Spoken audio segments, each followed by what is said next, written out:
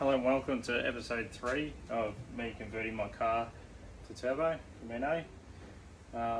So far I've done about 15,000 Ks on it. It's been running pretty much flawlessly. It ended up making 269 real kilowatts, which is not a huge amount, but it goes alright, and it's on boost straight away. Like pretty much from like 1500 RPM all the way at least up to 5000 RPM. It's awesome. The reason it didn't make more because it had the internal wastegate and it spiked straight up to 20 psi for a few seconds and then straight down to 12 psi. So yeah, a bit annoying, but you know, almost 270 kilowatts is pretty damn good. So pretty wrapped with that. I ended up adding a muffler too because it was just too loud with just this one muffler, so it's got two now. Another thing, it really needs a LSD because it's just straight away just spinning the wheels. I mean, that's pretty much a good thing. But anyway, I'll probably take you through how much it costs. I was going to do some awesome videos of me driving and all that kind of stuff, but it's actually ended up getting a bit of an exhaust leak on the T3 gasket between the turbo and the manifold. But that's all right. I'll end up fixing that, and then hopefully I'll do some more videos on that later. Well, while I'm here, I better talk about the fuel economy actually. It's actually fairly okay. Before the conversion, I was getting about 10.5 litres per 100 Ks. And now it's up at, 11.5. I mean, that's pretty good. That's a bit of spirited driving and stuff too, so on the highways it gets right down to 11, and then when you're going to work and back and stuff like that, it gets to about 12, but it's pretty good. Oh gee, how much did it cost? I thought I'd put a cost breakdown so anyone who's considering doing this conversion knows what they're up for. Anyway, so the 3576 Garrett Turbo off an FG, and it cost them $250. It's pretty damn clean. I was pretty lucky to get that for that price.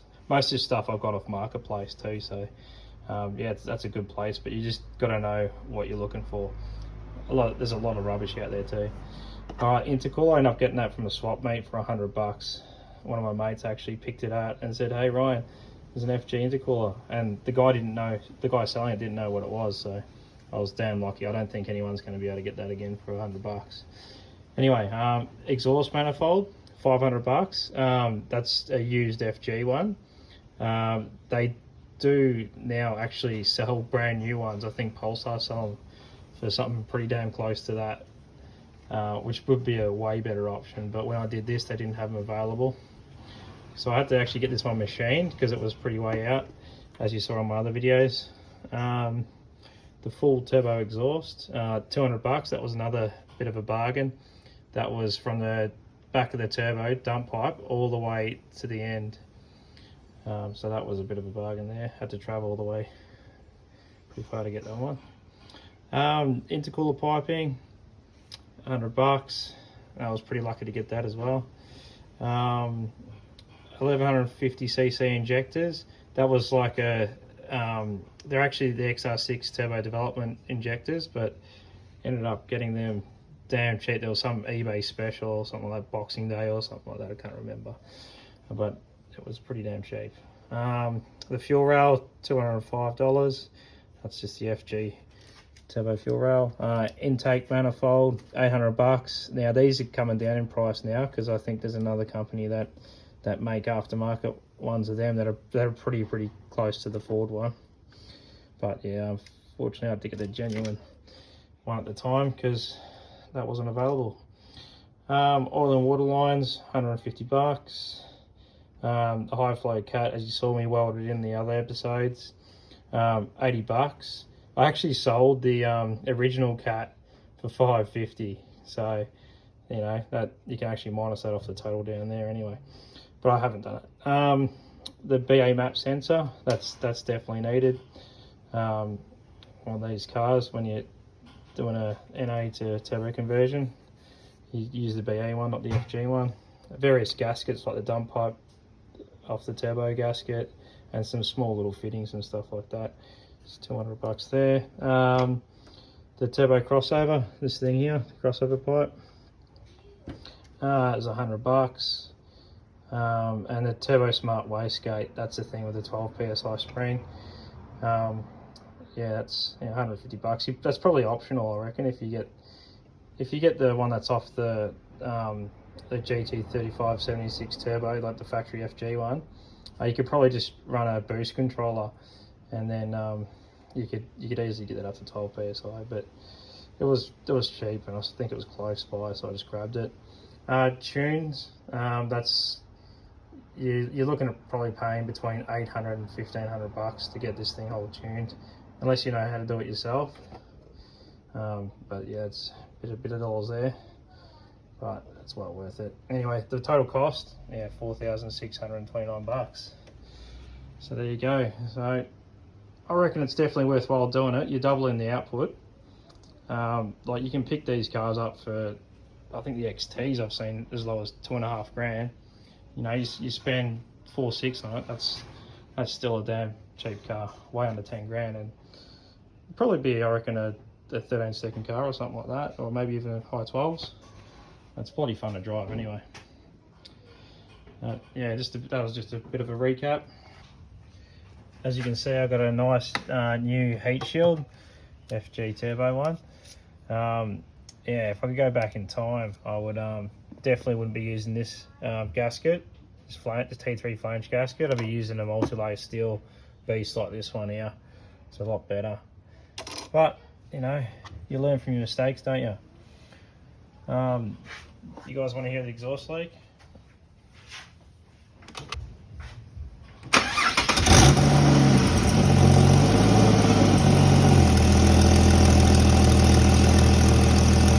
I've got to fix that up one up.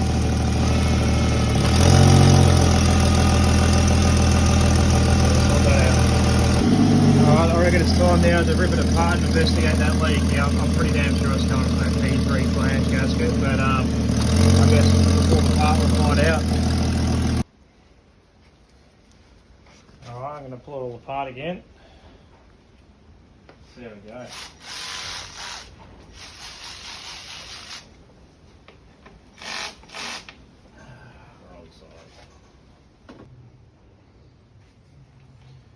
Yeah, I must apologise for not doing some awesome driving videos where you can hear that dose. That would be pretty secular. But you know, I've got this exhaust leak. It just sounded too shit, to be honest. So I'll probably just fix that. Maybe do an external wastegate to stop that creep. You know, then hit over maybe 300 kilowatts. That'd be pretty sweet, wouldn't it, eh? Now I'm probably going to fast forward this video too, because no one wants to watch me just pull all this shit apart again.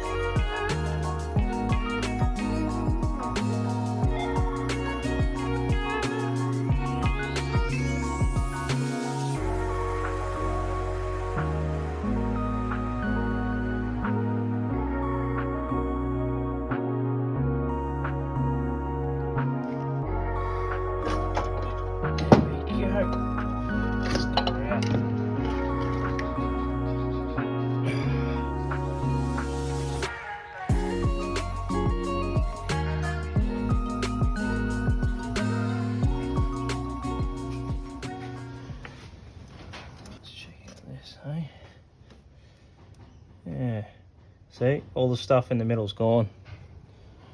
All that stuff there, that's in the middle. I don't know what type of material's in the middle, but it's all missing. That creates a leak. Well, that's it for this episode. For the next episode, I'll be installing the external wastegate. I've got this 44mm eBay special here. It looks alright. A lot of the people in the US, on those budget forums, are using it. It comes with 2 springs here, 14 psi and a 7 psi. I think the one installed is about a 12.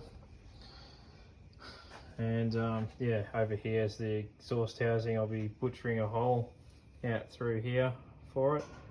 Decided to buy another one just because I didn't want to hack that up, because I've already done this awesome flip and mortar here and all that kind of stuff, which obviously didn't work too well, but I can always mill it out a bit more. Yeah, so anyway, in the next episode you'll see me measure and blast a hole in here and hopefully get it all back together, and maybe to the dyno to make some more power, hopefully 300 kilowatts or something.